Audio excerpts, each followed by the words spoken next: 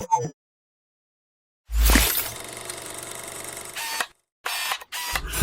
से लगभग लाखों वर्ष पहले सत्य युग में जब रंभ नाम के असुर की जलती हुई चिता में उसकी पत्नी महिषी कूद पड़ी और खुद की आहुति दे दी, तब उस जलती हुई चिता में से महिषासुर के अलावा रक्त बीज भी बाहर निकला, जो कि स्वयं रंभ था। और पिछले जन्म में अग्निदेव के घोर तप के कारण ही वह इस बार पूर्ण जन्म लेकर रक्त बीज के रूप में वापस लौटा था।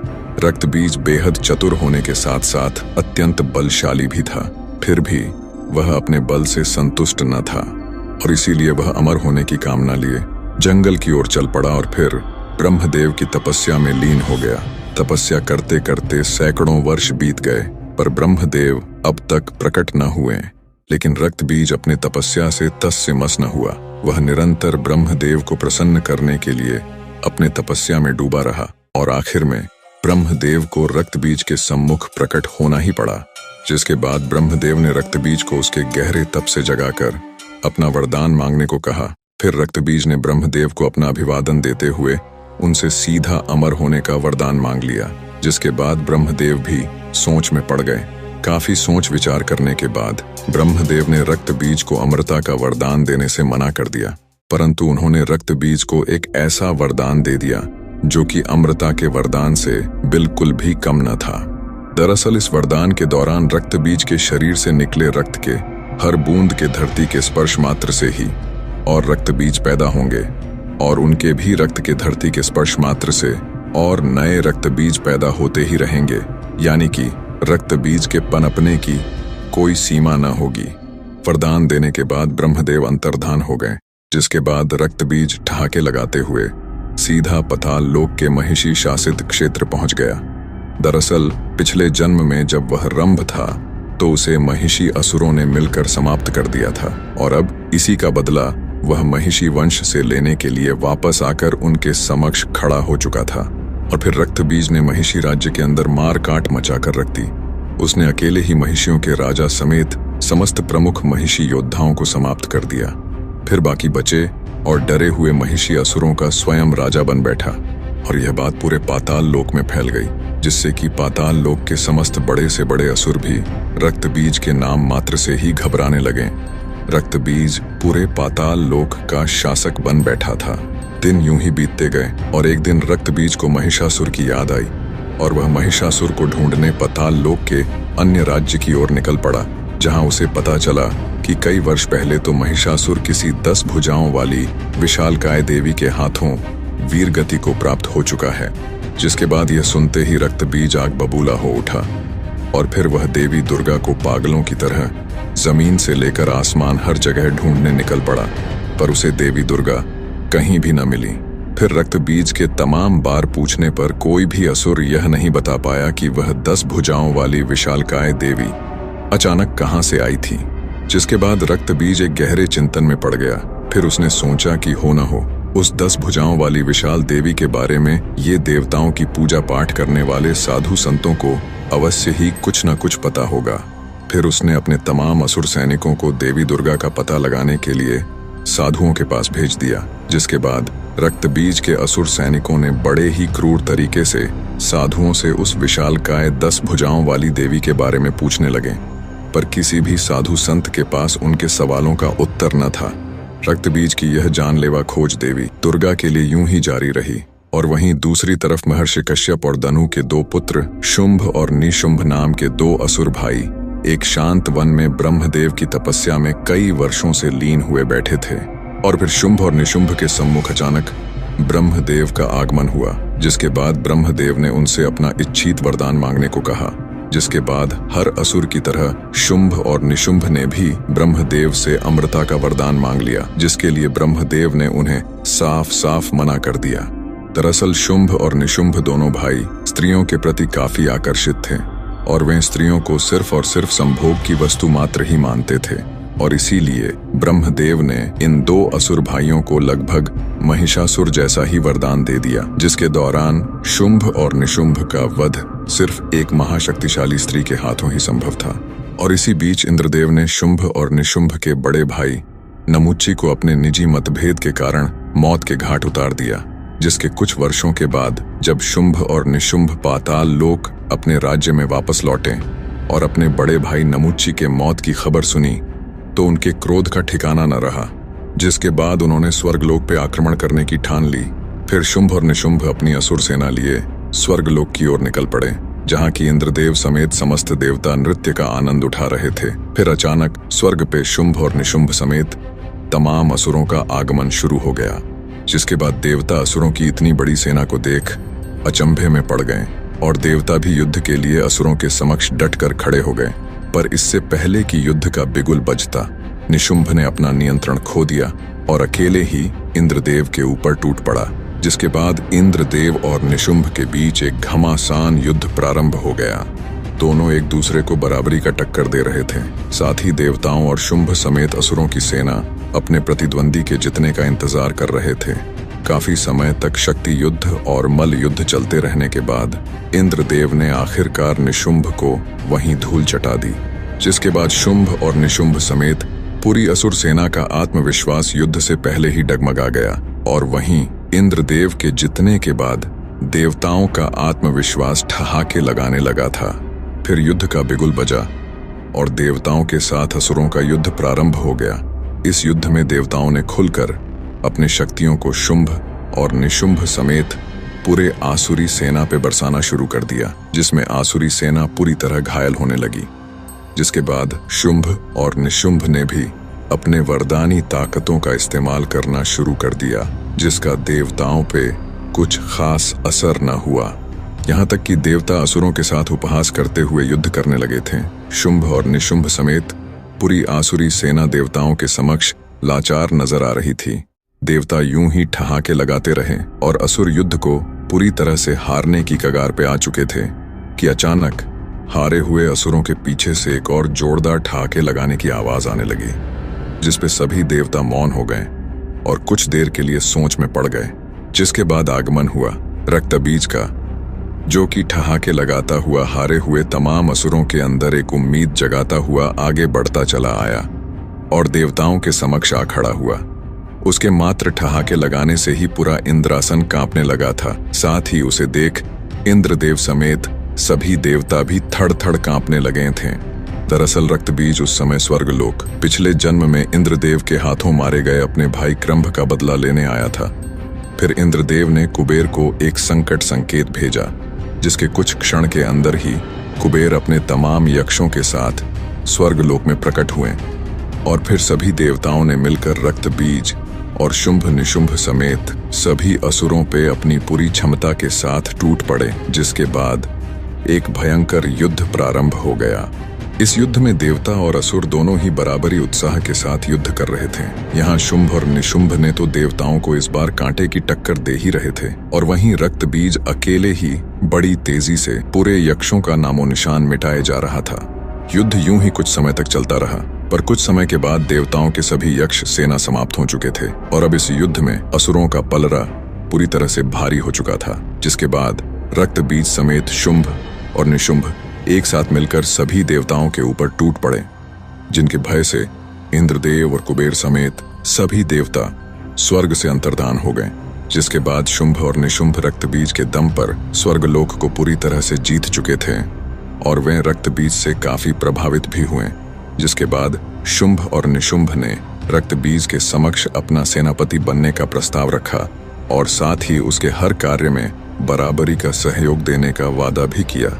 जिसके बाद रक्तबीज ने उनके इस प्रस्ताव को स्वीकार कर लिया। साथ ही शुंभ और निशुंभ ने अपने दो बेहद शक्तिशाली और प्रमुख दो असुर भाइयों छंड और मुंड को देवताओं की खोज में उनके पीछे लगा दिया और यहाँ देवता पूरे ब्रह्मांड की नजरों से छिप छिपाते हुए पृथ्वी में स्थित कैलाश पहुंच गए और महादेव के समक्ष त्राहिमाम की गुहार लगाने लगे। पर उस समय महादेव अपने गहरे ध्यान में लीन थे।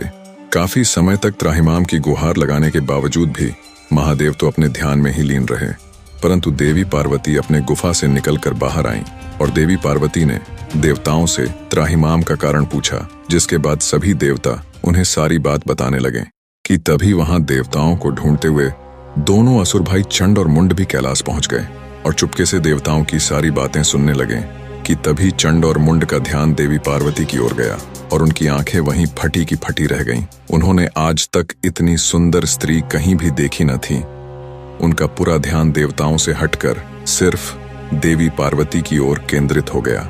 उनसे रहा न गया और फिर वे कैलाश से भागते हुए स्वर्ग लोक अपने स्वामी शुंभ और निशुंभ के समक्ष जा पहुंचे और उनके समक्ष देवी पार्वती के सुंदरता की व्याख्या करने लगे। इतना सुन शुंभ और निशुंभ देवी पार्वती को स्वर्ग की रानी बनाने का ख्वाब देखने लगे, जिसके बाद उन्होंने छंड और मुंड को देवी पार्वती के समक्ष शुंभ और निशुंभ से विवाह कर स्वर्ग लोक की रानी बनने का प्रस्ताव ले जाने को कहा। साथ ही यदि देवी पार्वती उनके प्रस्ताव को ठुकरा दे तो उन्हें बलपूर्वक स्वर्ग लाने का भी जिम्मा सौंपा। और इसके लिए शुंभ और निशुंभ ने कैलाश पे देवताओं की स्थिति को ध्यान में रखते हुए छंड और मुंड को लगभग 1 लाख असुर सैनिकों के साथ कैलाश के लिए रवाना कर दिया।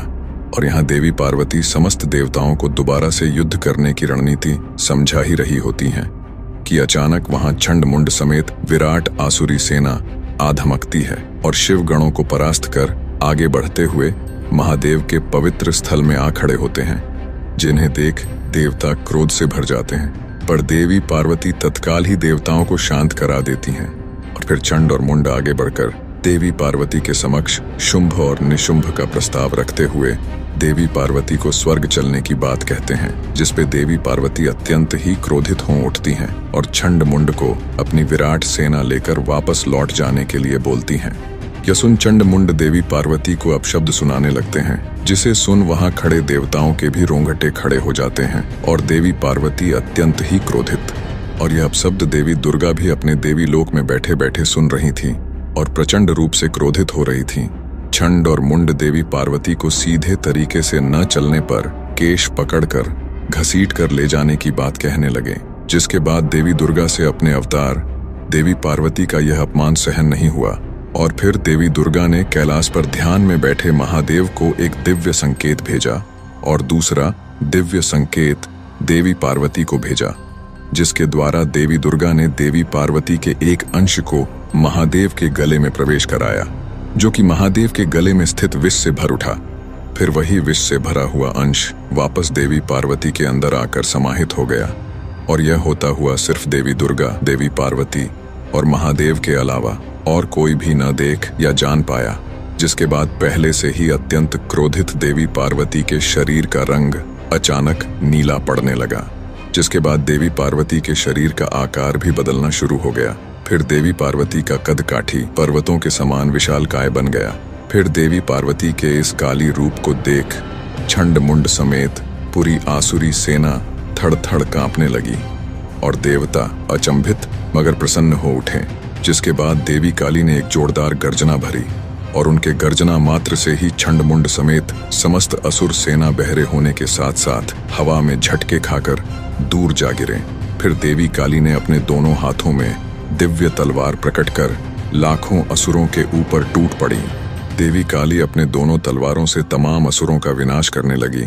उस समय पूरे कैलाश समेत आसपास के तमाम पहाड़ी क्षेत्र देवी काली के गर्जना और पैरों के जमीन में रखने मात्र से ही थर्रा उठा था। जिसके बाद आखिर में छंड और मुंड दोनों ही देवी काली के आगे गिड़गिड़ाने लगे, पर प्रचंड क्रोधित देवी काली ने अपने तलवार के एक ही वार से छंड और मुंड का सिर धड़ से अलग कर दिया। इसी बीच कुछ बचे कूचे असुर बेहद भयभीत अवस्था में कैलाश से अपनी जान बचाकर भागते हुए स्वर्ग शुंभ और निशुंभ के पास चले आए और उन्हें सारी बात बताने लगे। जिसके बाद शुंभ और निशुंभ आश्चर्य में पड़ गए।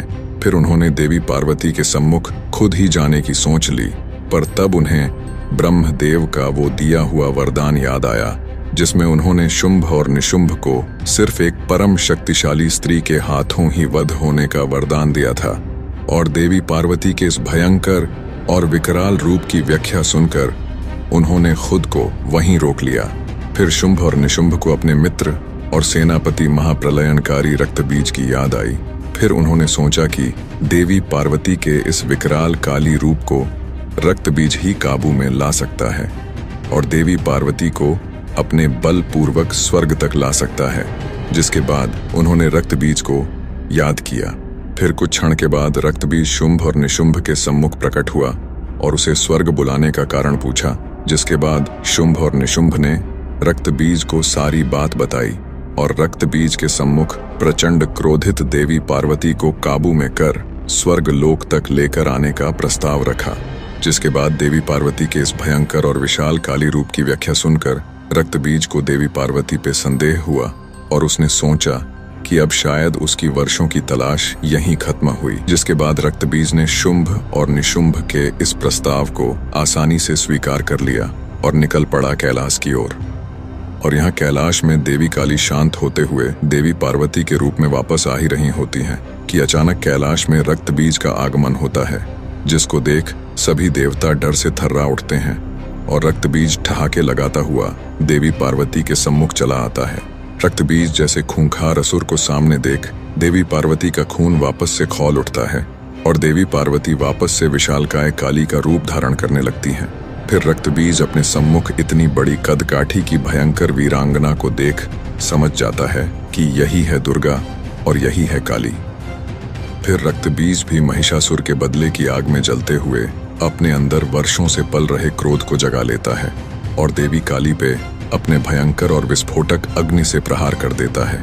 पर देवी काली पे इसका कोई असर नहीं होता, बल्कि इसके विपरीत वे और भी प्रचंड रूप से क्रोधित हो उठती हैं और रक्तबीज के चेहरे पर अपने तेज धार नाखूनों से प्रहार कर उसका चेहरा नोच लेती है। पर रक्तबीज के चेहरे से रक्त की बूंदें निकलकर जैसे ही धरती को स्पर्श करती हैं, उसके रक्त के हर बूंदों के धरती के स्पर्श मात्र से ही और नए रक्तबीज उत्पन्न होने लगते हैं।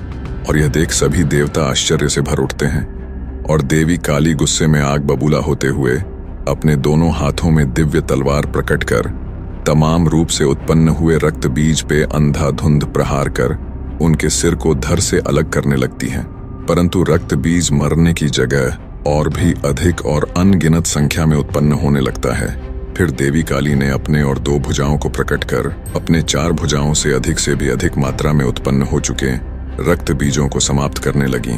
देवी काली यूं ही रक्तबीज को समाप्त करती जाती और रक्तबीज यूं ही पहले से अधिक संख्या में उत्पन्न होता जाता। काफी समय तक इस युद्ध के चलने के बावजूद भी अब तक युद्ध का कोई भी परिणाम सामने नहीं आया था और यह युद्ध काफी लंबा खिंचता ही चला गया। युद्ध को शुरू हुए काफी दिन बीत चुके थे और यहाँ अति क्रोधित हो चुकी देवी काली के तमाम प्रहार करने के कारण रक्तबीज अपनी संख्या लाखों में कर चुका था। रक्तबीज को इतने विशाल संख्या में देख इंद्रदेव समेत सभी देवताओं ने हिम्मत कर आगे बढ़कर देवी काली की सहायता करने की ठान ली। पर जैसे ही देवताओं ने युद्ध के लिए अपना कदम आगे बढ़ाया, देवी काली ने पलटकर सभी देवताओं को इस युद्ध में हस्तक्षेप न करने की चेतावनी दे डाली। इतना सुनते ही सभी देवता देवी काली के डर से सहम गए और सिर्फ इस युद्ध का भयंकर मंजर ही देखते रहे।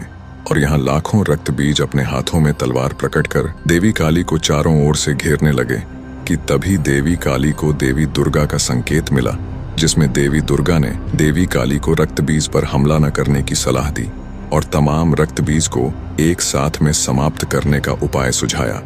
जिसके बाद लाखों रक्तबीज ने मिलकर एक साथ देवी काली पे अपने तेज धार तलवार से हमला कर दिया और देवी काली अपने तलवार से तमाम रक्तबीजों के हर वार को रोकती रहीं। फिर इतने प्रहारों के बीच देवी काली जोरदार गर्जना करती हुई अपना आकार और भी विशालकाय बनाती गईं और ये गर्जना इतना तेज और प्रभावी था कि इसके झटके से तमाम रक्तबीज असंतुलित होकर हवा में यहाँ वहाँ जाकर गिरने लगे। जिसके बाद देवी काली ने अपना रूप महाविशालकाय और महाप्रलयनकारी बना लिया। फिर उन्होंने अपने शक्तियों को एकत्र कर सिर्फ और सिर्फ तमाम रक्तबीजों को ही जोरदार सांसें भरते हुए अपने मुंह के अंदर खींचने लगीं और तमाम रक्तबीजों को कच्चा चबाने लगीं।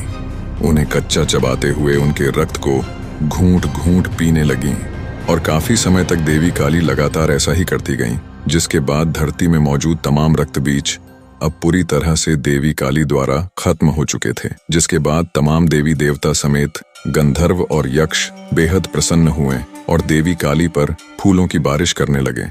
परंतु यहाँ काफी समय बीत जाने के बावजूद भी देवी काली का क्रोध अब तक शांत न हुआ था और यह देख सभी देवताओं की चिंता और भी बढ़ने लगी। दरअसल तमाम रक्त बीजों को कच्चा चबा जाने के बाद उसके रक्त के दुष्प्रभाव से देवी काली ने खुद पे अपना संतुलन खो दिया था और अपने तीव्र क्रोध से पूरी धरती को तबाह करने की आग उनके अंदर भड़क चुकी थी। जिसके बाद अति तीव्र क्रोधित देवी काली असंतुलित होकर पूरी धरती को तबाह करने की ओर चल पड़ी। फिर इंद्रदेव समेत तमाम देवता यह देख चिंता में डूब गए।